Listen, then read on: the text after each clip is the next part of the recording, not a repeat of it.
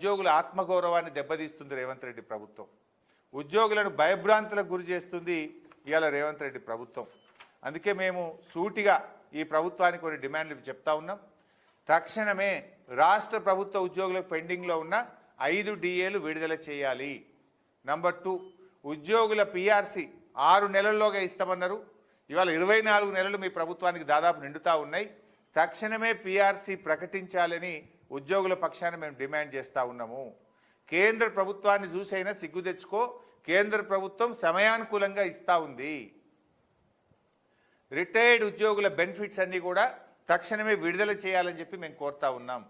అదేవిధంగా pending arrears ఉద్యోగులకు సంబంధించిన PF కానీ ఇతర అలవెన్స్లు, అడ్వాన్స్లు, TA బిల్లు ఏవైతే పెండింగ్ ఉన్నాయో వాటన్నిటిని తక్షణమే విడుదల చేయాలి.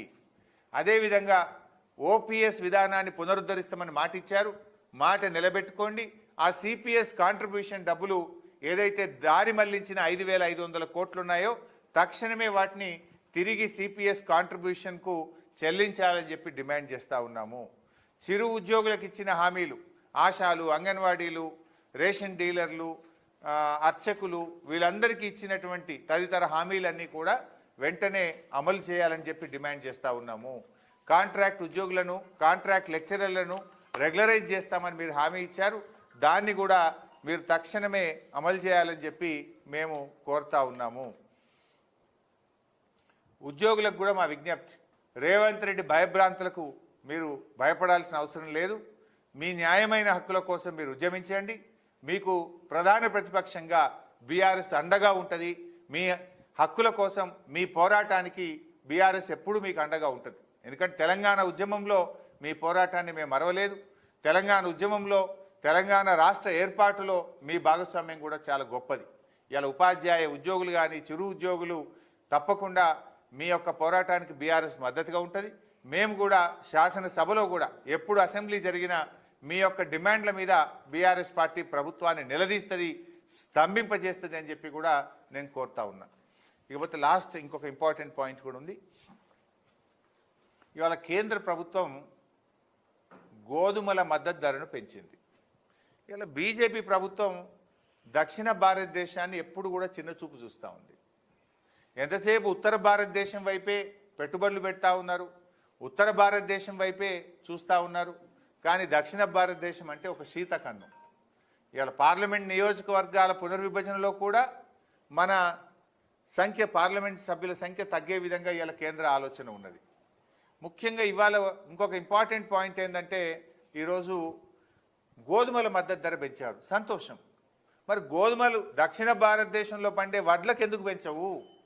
గోధుమలకో నీతి, వడ్లకో నీతి ఉంటుందా ఇక్కడన్నా? ఇవాళ గోధుమలకు ఎంత పెంచిందంటే 160 రూపాయల మద్దతు ధర పెంచి 2,585 రూపాయల ధరను నిర్ణయించారు. క్వింటాల్ గోధుమలకు 160 రూపాయల మద్దతు ధర పెంచి గోధుమల మద్దతు ధర 2,585 రూపాయలుగా బీజేపీ ప్రభుత్వం నిర్ణయించింది. వరి విషయంలో ఏం చేసిండ్రు? 69 రూపాయలు మాత్రమే పెంచి 2,369 రూపాయలు క్వింటాల్ వరికి మద్దతు ధర నిర్ణయించారు. అంటే వరికో నీతి, గోధుమలకో నీతి ఉంటుందా? కష్టం గదే కదా. ఉత్తర భారతదేశంలో పండించే గోధుమలకైనా గదే కష్టం పడతాడు రైతు, దక్షిణ భారతదేశంలో పండించే వరికైనా గదే కష్టం పడతాడు రైతు. అంటే ఉత్తర భారతదేశ రైతుకో నీతి, దక్షిణ భారతదేశం రైతుకో నీతి బీజేపీ ప్రభుత్వానికి తగునా అని నేను అడుగుతా ఉన్నా. ఎందుకు మా తెలంగాణ రైతులంటే, మా దక్షిణ భారతదేశ రైతులంటే బీజేపీ ప్రభుత్వానికి చిన్న చూపు అని నేను నిలదీస్తా ఉన్నా.